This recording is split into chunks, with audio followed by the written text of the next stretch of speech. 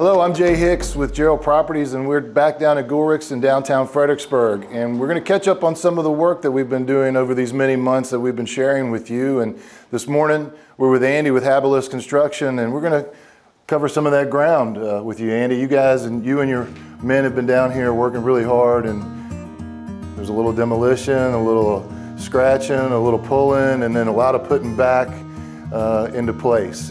Sure. Is there a little bit you can tell us about some of the work that you've been doing down here? Yeah, it's nice to have you back, Jay. We are about 95% through all the masonry repairs, which is a big step in this ground floor level.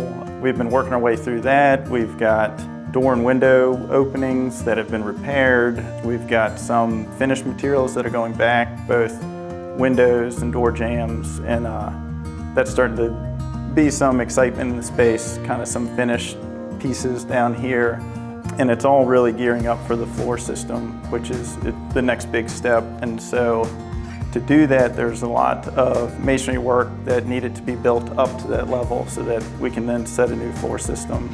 And we've completed that work, so it's we're moving right along. Right on.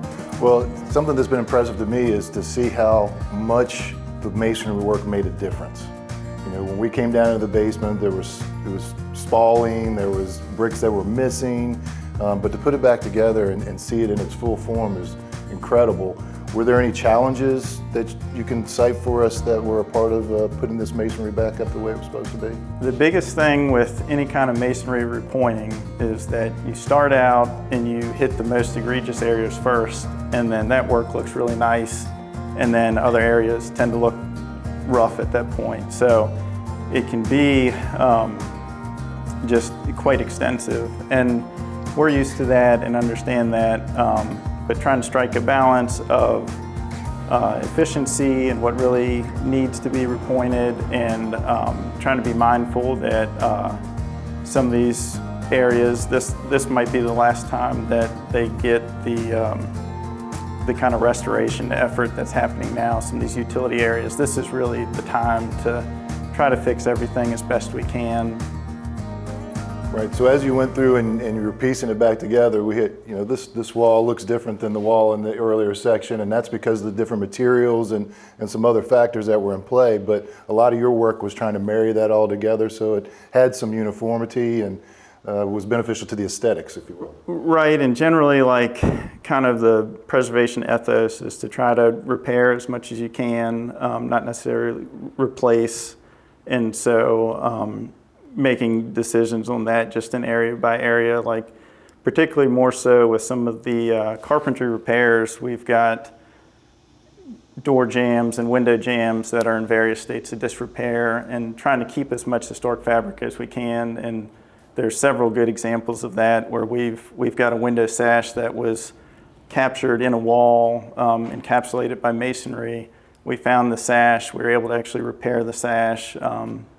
Gordon Wilkins did that work and did a great job.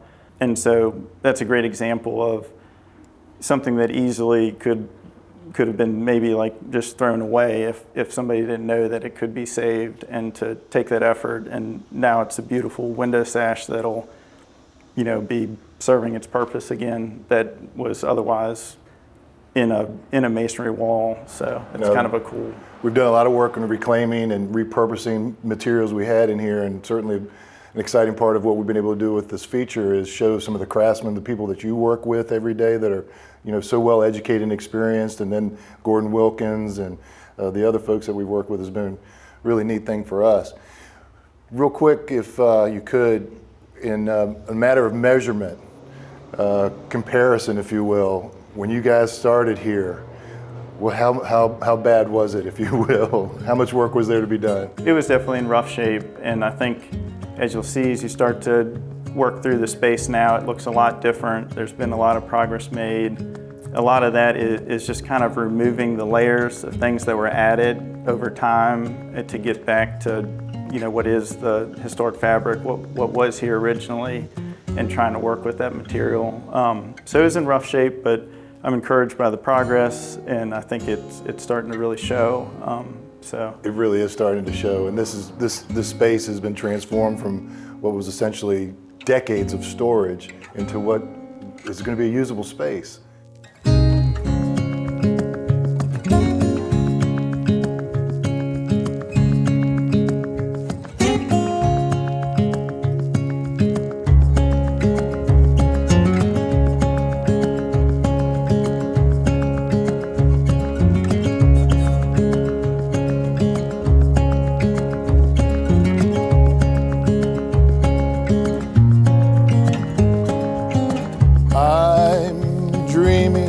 Of a new Goolrick's, just like the one I used to know. We'll see you next time. Please follow us on all our socials to stay up to date with the latest happenings.